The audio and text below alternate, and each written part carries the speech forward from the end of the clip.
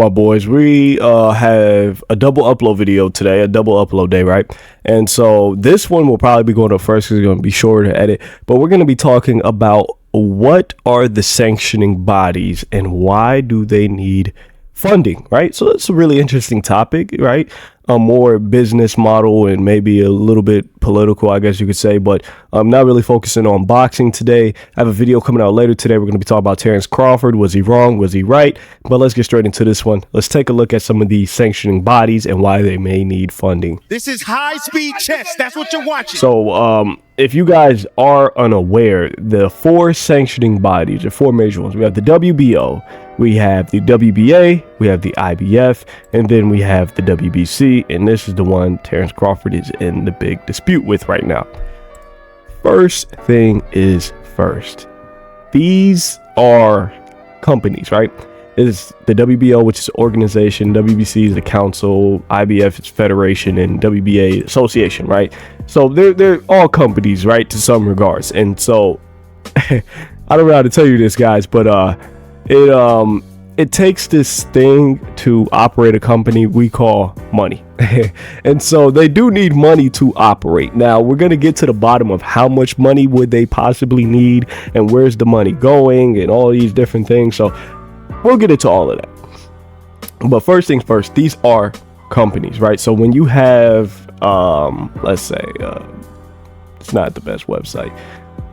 Let's go to the WBA website. When you have these WBA rankings, right, and you have a bunch of fighters on here, some of these guys you don't know.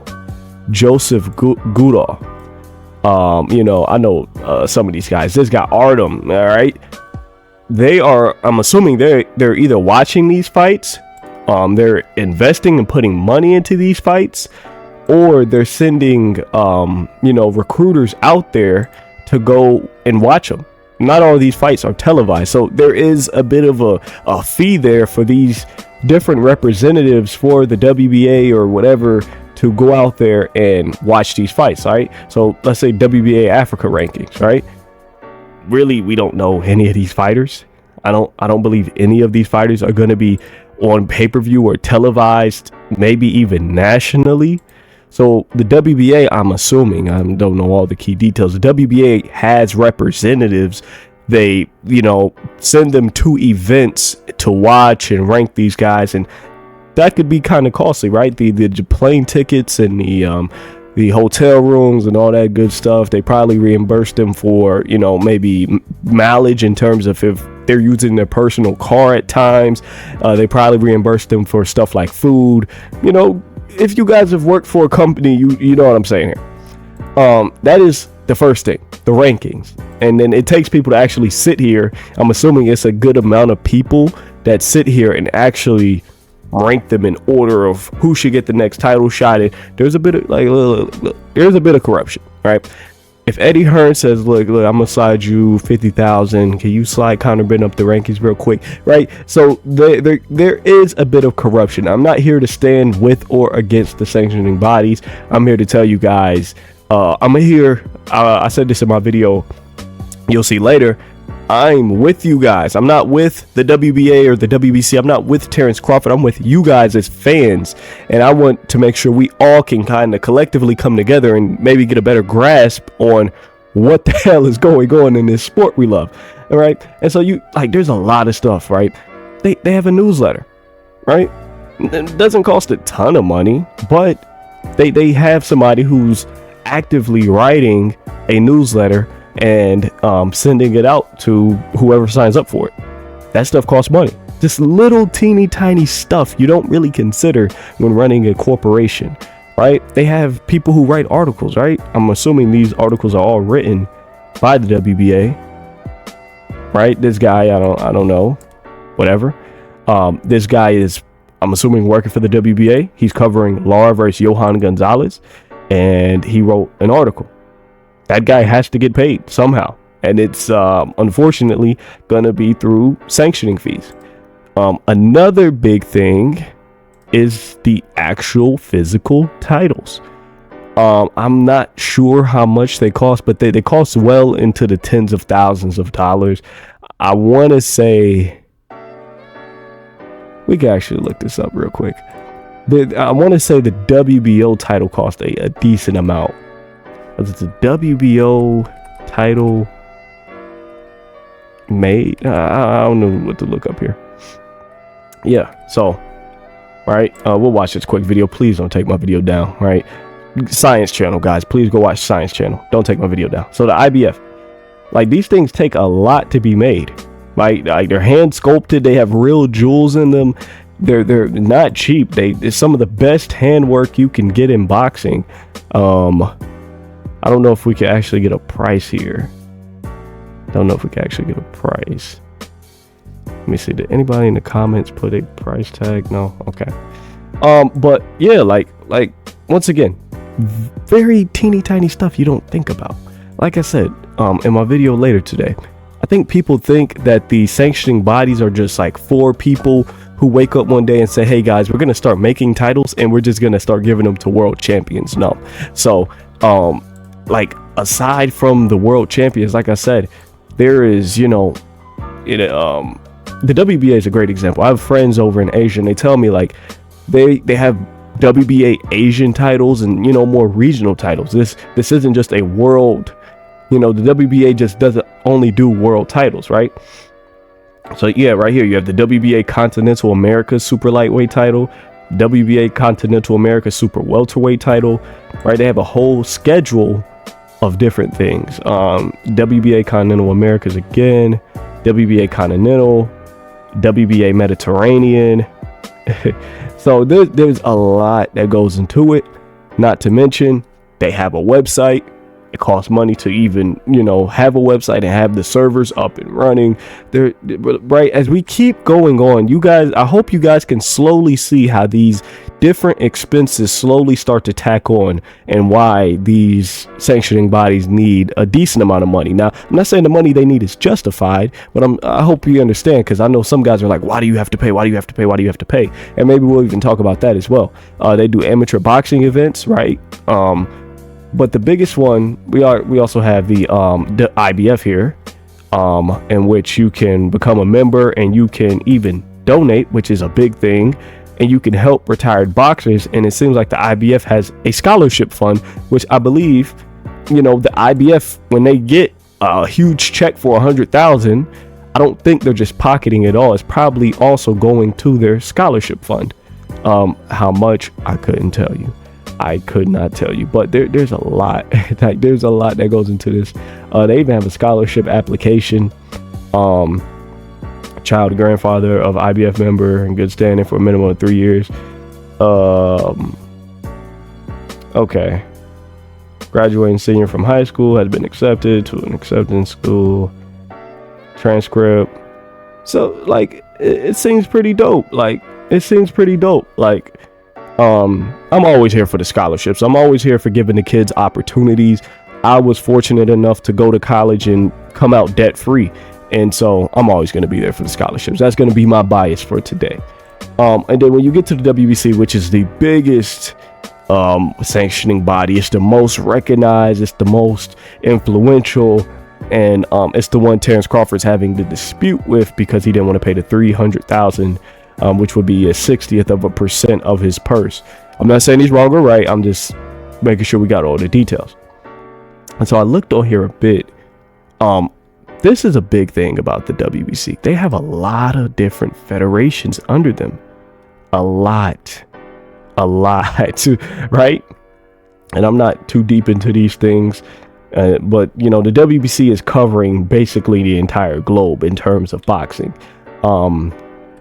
We're all familiar with the NABF, the OPBF, which is really big in Japan and stuff like that. The British Boxing Board of Control, we're all familiar with that. We're all familiar with the EBU, I would hope. But there was a page I wanted to, I don't know where it would be at now. Maybe community, right? The WBC has a program called WBC Cares. And this is an AI baby, which is not a good look for them. But right here we see a guy in who's Vladimir Vitaly Klitschko. But the WBC has a program in which they go around and they do a bunch of different things, and they have a team that helps them with this stuff. And I don't know how much money they're putting into this stuff. Cannot stress that enough. but it is something they are, actively promoting, is actively on their website, and they're looking to do good within, local communities.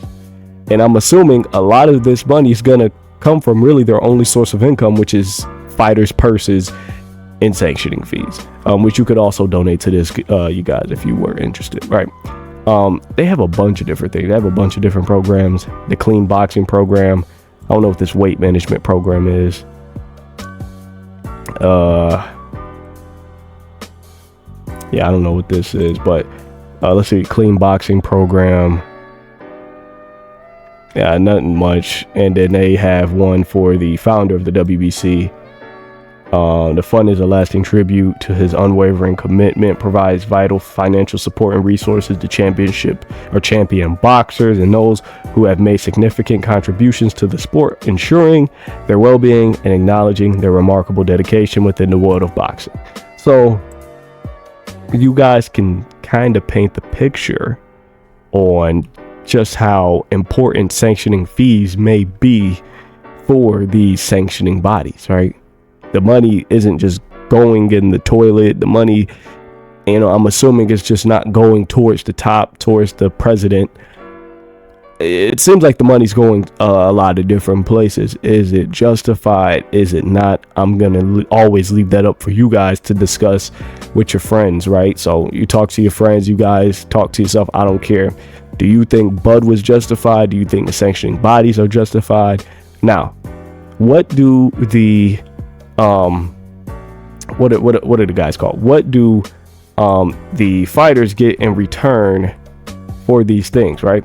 Let's take a look at it, right? So I want to put this in perspective, and let's pull up Ring Magazine.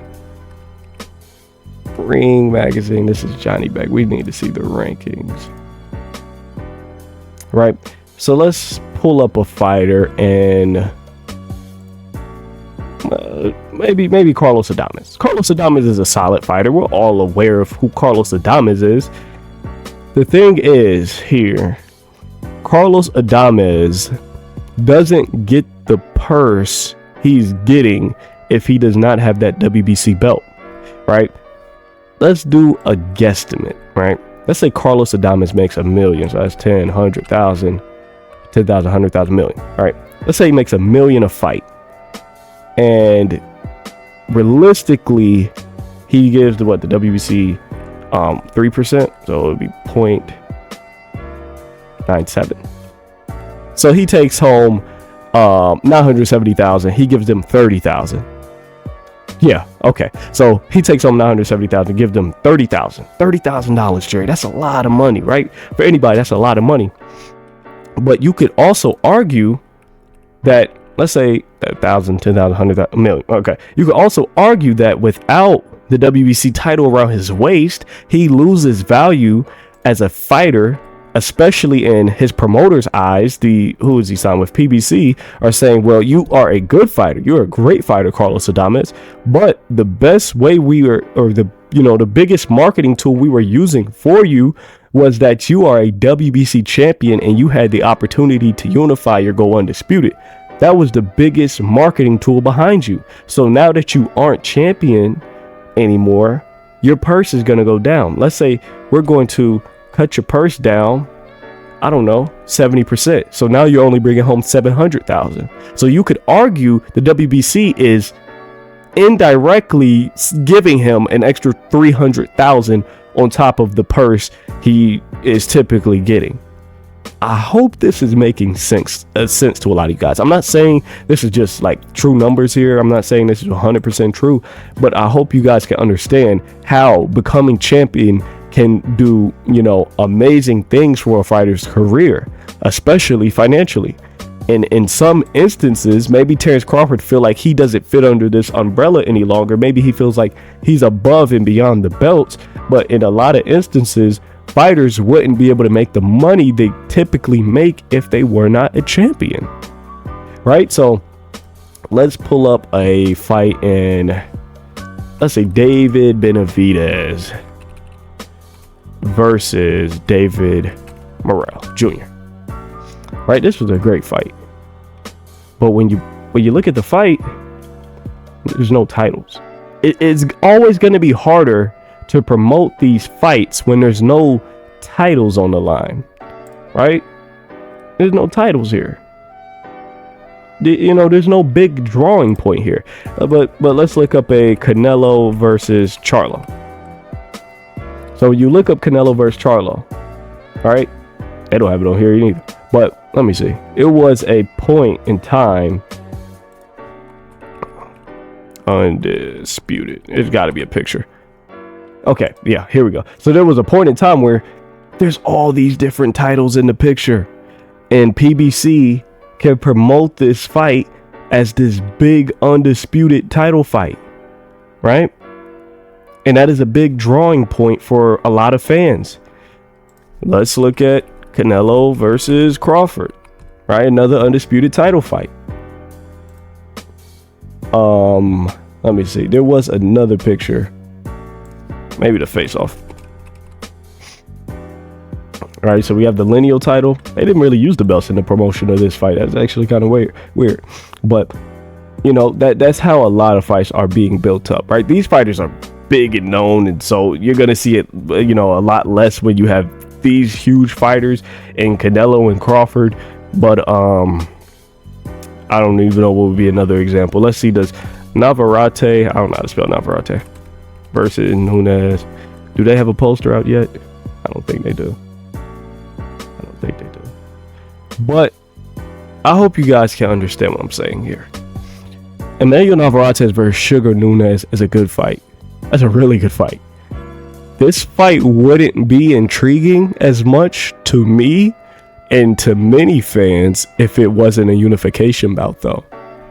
Right, I think that's the only poster they have in which they have the WBO and IBF World Super Featherweight titles on the poster, right? I hope you guys get what I'm saying. I hope you guys got a better understanding of why there are sanctioning bodies and why fighters have to pay these fees and maybe where the money's going. But you guys let me know in the comments below. How do you feel about the sanctioning bodies? How do you feel about Terrence Crawford not willing to pay them? I hope to see you guys in the next one, and peace out.